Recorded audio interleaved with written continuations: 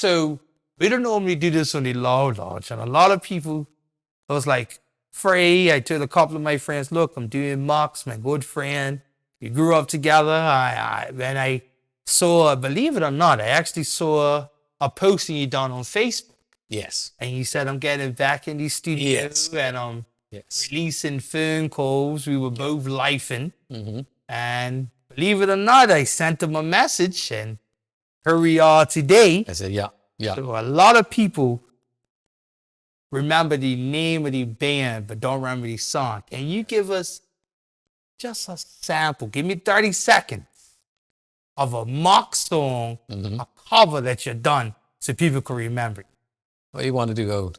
Yes, I'm a ganja planter. Call me the ganja farmer. Deep down in the dirt where me put the ganja. Babylon come and light it all on fire, me a chant. That was a big one for us. Yeah. That Modern National was huge. And you actually done Egyptian. Yeah.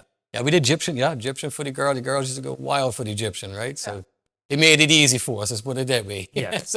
So how do you feel, because you was known as a cover singer, now you're progressing, because we've talked about you now doing your own songs. What has that progress been? And are you feeling the essence of trying to catch up where you left off, or you've said to yourself, I'm giving myself a clean slate, it's a fresh start? How do you feel? Yes. Yeah, this is a full something new. Well, not new, but a different style. Let's put it that way. We were doing, that 2000 style reggae back when the band was out, and I have over probably 40 released productions out there. So you can search Mox till now on YouTube, on iTunes, Amazon, everywhere to get my back catalog of about 40 tunes. But like I said, that was like that 2000s reggae. A lot of like the stuff that we were playing, Richie Spice type style, conscious type stuff, political type stuff. Yeah. And then obviously love songs and dancehall reggae type stuff. This is new. This is pop reggae here. This is going to be me just singing, no patois anymore. Like songs from your heart. Yeah, good, love and harmony songs about bettering yourself. Like this was an album. This was an album for me to find myself again as an artist and as a person. You know what I mean? So definitely doing it for myself this time. Not that I was technically doing it for others, but I'm an entertainer at heart, so I was doing it for others a lot of the time back in the day. This time around, I put something together that's truly me. I produced all the rhythms as well, all original this time with the lyrics. There will be a couple of rhythms that are known classics. Let's put it that way, because I felt like I had to go back and at least body a rhythm or two classic to have a comparison. Let's put it that way. This is the industry standard. Well, this is what I sound like on this rhythm per se. Now I reproduced the whole thing. Okay. You know what I mean? So it isn't just a direct cut from something. I reproduced the rhythms, and the first single is going to be, And when are you looking forward to releasing this? As a Bermudian, I wanted to release on the 24th. I used to always try to release on the 24th when I did release things. But it's not set in stone right now. Okay. I want to get it out because obviously I wanted to get it out before the carnival type time. And now, speaking to you, you talked about singing background. You've been singing. Your dad with the musical inspiration in the background. You went to school to give you more of a musical production there, a better understanding. Who are some of the artists that you've emulated in the past, but took certain pieces to create the evolution of Mox now as an artist? Yes, I mean, like true, I love reggae, 80s reggae per se, the best, the most. But Lovers Rock type songs, Sanchez, obviously, big, huge influence, constant, always. Yes. But then right up to Richie Spice and Anthony B, Sizzler, Capleton. These were huge influences on the band because at the time, when we came out, they, gentlemen in the Far East Band, they had a live recording out. Yes. Capleton had a live recording out. Anthony B had a live recording out. Sizzler had a live recording out of the band, right? With a band. So we were listening for how they arranged it and how they mixed, you know what I mean? And where they put the mix and when they played the rhythm and how. Dropped it. Exactly. So, and we kind of just emulated that. And a lot of the mixes we took directly from Far East Band, I'll tell you. Yeah. You know what I mean? Because they had it already worked out. Like, it was amazing performance live, you know what I mean? So something I could tell you I watched Those is guys were actually huge influence. look at on YouTube is called Just Bus. Okay. You heard of Just Bus? haven't. Just Bus is kind of like all your famous artists in Caribbean music. They're singing with a live band. So you have Ramin Virgo, you have Cassidy Bland, you have Assassin, Christopher Martin. Yep. Believe it or not, Richie Campbell Nice. actually has a nice right? This I know about Richie Campbell is a Portuguese reggae artist. Yes, he is. Yeah. You should check this out. Just Bus. Yep. Just Bus. Yes. I think I probably have seen one of the videos. I just don't Yeah. know that it was that it was called that. Let's put it that way. Because obviously, yes, I love live reggae. Yes. Live is So the thing I want to ask you, you came from this band structure, you're a producer, you was the engineer, you sang with a band, out several times a week. You was in the era of us, my generation, you was the premier reggae. bands. How do you feel now that you're re-emerging yourself in the industry to put your foot back out there? What would be some of your challenges and tasks you would have to overcome? Yeah, just probably trying to identify with the younger generation. Because we are older now. But as I said, I've tried to make music for myself now. So I feel that like that will transcend the ages, because it's all positive stuff and uplifting, reggae. So I believe that it will transcend the age group. My daughter sings it, you know what I mean, right now. So that's a huge plus for me. Let's put it that way. So yeah, I'm just trying to identify with everybody, but I feel like if I just show myself, that everybody will fall in place. Yeah, we'll get you in a tribe or whatever. Now, you've done a lot of things in the past. What was that moment where you said, where you told us a little bit of the story of how the lead guitarist, he was the singer, right? And you sang a couple of Bob Marley covers, and he's like, I just want to play bass. Do you mind taking over? When was that moment where it hit you? It's like, you know what? Let me come from behind the stage and now come on the stage. I mean, you actually took it serious and took a real liking to it. Yeah. It was during those, when I would go up and sing the Bobs, you know what I mean? So, and they were getting a lot of forward.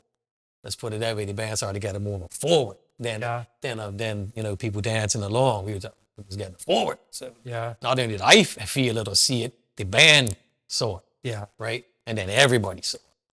Yeah. So it was a natural type move. And I didn't know that it was going to work, that particular way. And neither did they really, you know what I mean? Because I hadn't been a front man, you know what I mean? To go from nothing to play 3 nights a week as a front man, you know what I mean? We had to do a lot of homework. So I did. Yeah. And they did too. So, and that's how, it came together the way it did. And everything happens at the right time for the right reasons. And I feel like when you force things or push things, that's when things fall. Now, you say you're releasing new music. Hopefully, There's Nothing Stone, your first song, would actually be coming out 24th of May. How do you feel the process from then now has changed as far as an artist re-emerging yourself in the Bermuda scene? Yeah. How do you feel about getting it out there, getting it played, and getting it heard? How is that like a task for you now? Like I said, it's a lot easier now, I find. Like, I mean, even if you just make a little video, like I said, if I hadn't done any posting, because I'm not I don't post my private, whatever, I will be more visible with my artist life and my art. So, it's it's a lot easier. Like I've got probably like 2,000 views on a little video. You know what I mean? That's just my close friends. You know what I mean? It's not even being shared or whatever. Yeah. So I feel like it's going to be a little easier now to get it out there. There's a lot more stuff out there though. Yeah. So, it's a little bit more tougher getting people's attention for that.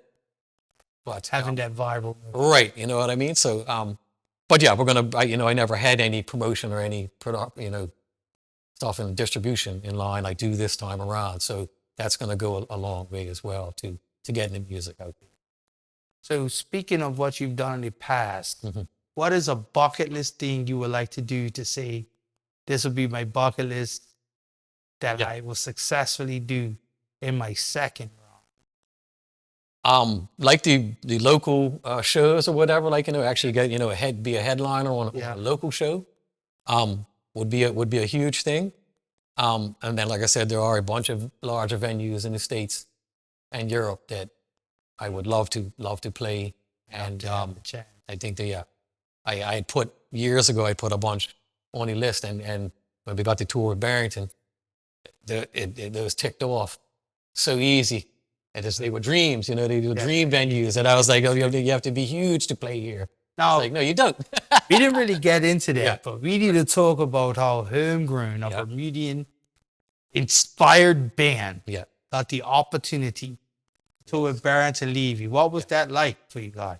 Yeah, I mean, that was great. We got to taste the full, traveling tour life, you know what I mean? Traveling every night and different venue every night. And it was a time of our life, as we would say. Where did you guys go on that tour? Because a lot of people. It was 17 shows across the States, east to west and in between, and one show in London at O2 Academy with Coco T and Freddie McGregor and Barrington. It's packed that night. It was great. It was a great night. It was a big night. So what was that like for you? I mean, like that O2 Academy was a huge pipe dream venue for me. You know what I mean? And we walked out on the stage there, and it was a packed house.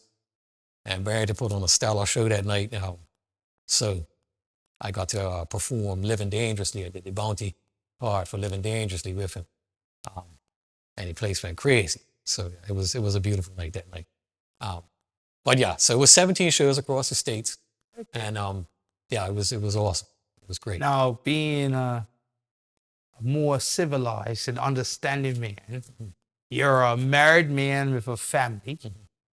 How do you feel that would factor if this career, the second round, really pushes from you? How will you deal with like the time management and understanding? Right. My wife was there the first time. She's been there the whole time.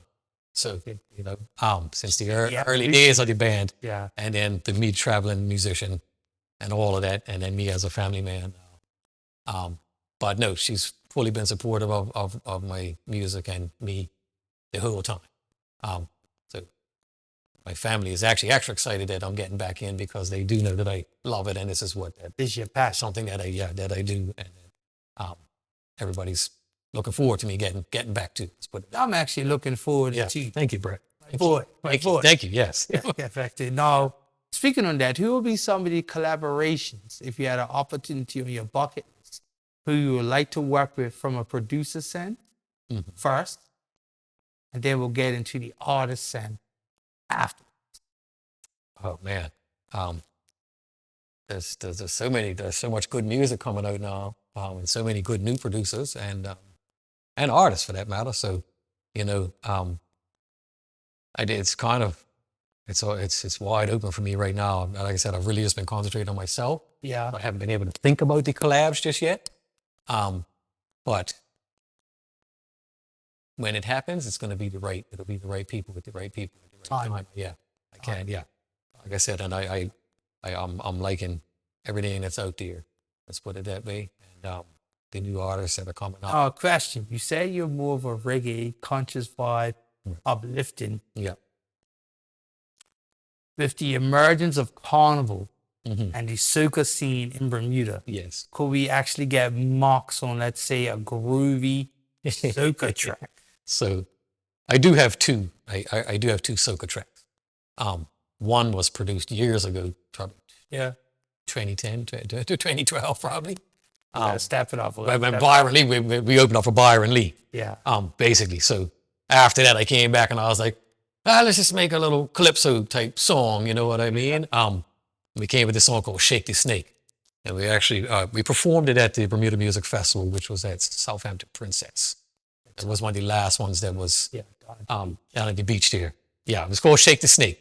I don't know if it's. I never released it. I don't think it's ever been released. Let's put it that way. And then there was another one called "Foreign Ting." Yeah. There was another type calypso type soca type track. So I have. It's a bit up tempo for where I'm going this time around. Okay. Like I said, I'm in that reggae dance hall with the 88, 90 BPM area. That's right. That's right. You know what I mean? Yeah. So I'm gonna, but yeah, nice reggae music this time around, and I'm sure it's gonna do pretty well. Now, I don't normally do this, but since you're my good friend, I've seen the evolution of Mox. Look to the camera, tell how people can contact you and how people can book you. And there's a don't know, he's a producer and he has a studio, so this is a good way to get it out there. Yes. Yeah. It's Mox. So the Instagram is at Moxmatic, MOXMATIC. Facebook, you can find me on the Mox as well, Bermuda. Just search Mox Bermuda in there. You can get a hold of me on there as well. So there's basically two. Instagram and Facebook are kind of two main areas where you can get a hold of me if you need to. As I said, all the music is out there. You search Mox Till Now was the album that I put out years ago, and that was basically every track that I had up until then. I just put it out. So you can go check that back catalog. If you go into SoundCloud under Mox as well, again, that has some live recordings of the band back in the day in Doc's Artist full band, full nights. So if you want to take yourself back down memory lane, or if you're a new artist and you want to check what was going on back then or what we were about, then that's the recordings. Yeah. We've learned a lot. Yes. We've seen a lot. And we're projecting to her a lot more from. Yes. Where do you see yourself as the brand of Mox at Mox Entertainment within the next 5 years? Yeah, as I said, I'm avidly working on new music and stuff. So I'm working on albums. So I see myself with a few albums out for sure. Definitely touring, and at least a big show or two here every year. You know what I mean? So that's what I hope to do: get back into music full time and see where it goes. Well, I would like to tell you as a friend, we St. John's Road, Woodland Sky. Yes. I wish you all the best in your career. I wish you nothing but success. Yes. Thank you for the platform. This is awesome. I just want to let you guys know. Her first, he was on the Loud Lounge as a start in the second chapter. Yes. Of Mox's career. Anybody that knows it's her, is official, is on camera. Let's revisit it in a few months, and we're gonna see how. We're gonna revisit it in a few months, but it's got a couple of dubs where I will have them ahead of time. Yes. Okay, we're gonna speak on that. Oh yes. But on behalf of the Loud Lounge, this is yours truly, Selector Free, and this has been a great interview because this is an interview. I was happy when we made the contact, and it feels different when you interview a friend, somebody you grew up with, and see him that is doing well. Yes. Selector Free and Mox, we here on the Loud Lounge, and we out here. Thank you, Bermuda.